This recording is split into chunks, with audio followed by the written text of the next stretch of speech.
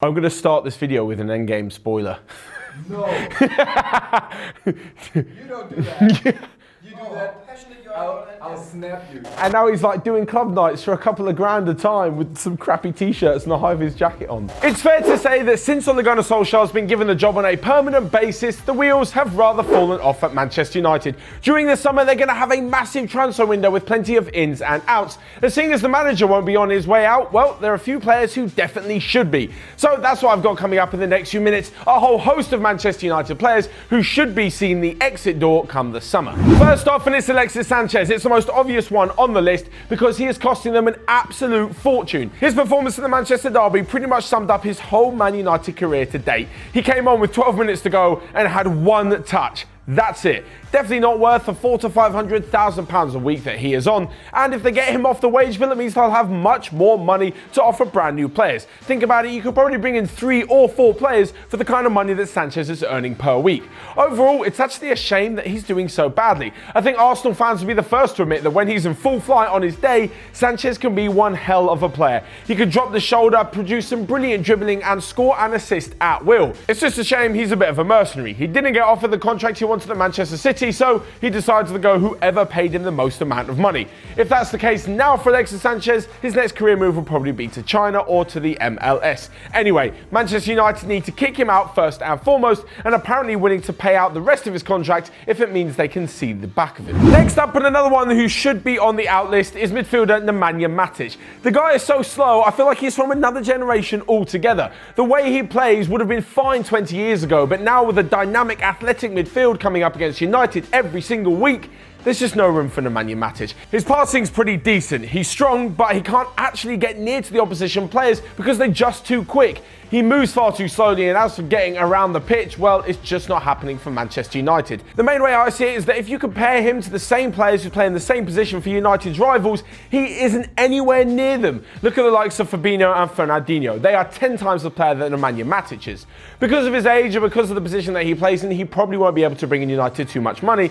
I'd say around 20 to 30 million at best. However, if they get him off the wage bill and if they get him out of the club, it will give them a chance to bring someone new in. They could even put Scott McTominay in and build on the future. Next up, and there's 2 players who I'm both putting in the same boat because they have the same reasons for leaving, and that is that Manchester United fans surely can't put up with another decade of watching Chris Smalling and Phil Jones. Both players have been there since the earlier years of the decade, and both of them have failed to live up to the hype. At one time, Sir Alex Ferguson said that Phil Jones could go on to be Manchester United's greatest player ever. He's looking pretty ridiculous, and you don't often say that about Fergie. As for Chris Smalling, well, any hopes of him emulating Rio Ferdinand are completely out the picture, as it was mentioned when he first joined. And as for Phil Jones, well, he'll need to go along and make something of his career if he doesn't just want his whole career highlights to be a montage of all the ridiculous faces that he makes whilst defending. Now, I'm not saying both of them are bad players individually, but they're constantly injured, they're constantly switching partners, and none of them can put together a strong run of form in the team. Surely if United want to get back to where they want to be, which is at the top of the table and fighting for Champions League titles, they can't be putting up with Smalling and Jones in their defence.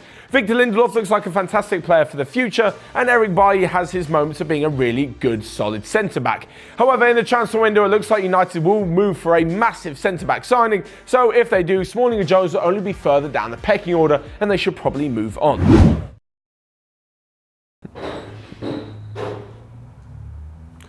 Is it going to be long, Nico? Does he have loads of bottles, this guy?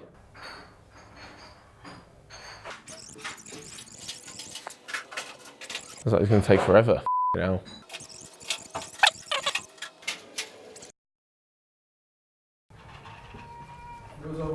Thank you.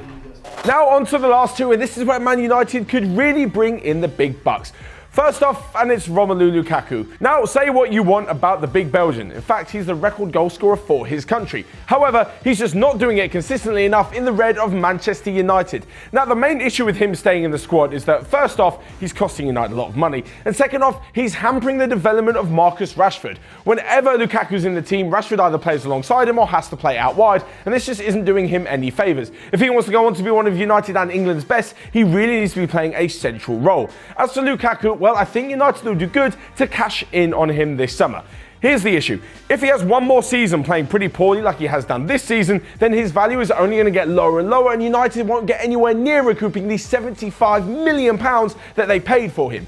If they sell him this summer to someone like Juventus, who are apparently interested in him, they could probably get around 50 to 60 million, and Juve will still think they're getting a pretty decent striker. I know it's pretty harsh to kick someone out after just 2 seasons at the club, and especially someone who has the prime years of his career ahead of him. However, if they're going to look for the future with the likes of Rashford and Martial coming through, and even Mason Greenwood at a push, it's probably best to get rid of Lukaku this summer, as I mentioned, especially for a big amount of money. And speaking of money, the final player that I think United should get rid of in the summer, well, the final player of note, there's a few others that should probably go along the lines of Matteo Darmian, Ashley Young and Antonio Valencia, but the big one should be Paul Pogba. Now, I know he's an unbelievable player. He's won everything there is to win in world football apart from the Champions League, and has even won the World Cup. However, Pogba just does not cut it anymore. His toxic attitude is probably the worst bit about it. We've seen in the dressing room whenever he has a problem with the manager, a few other players join in as well, causing them to doubt the manager's skills.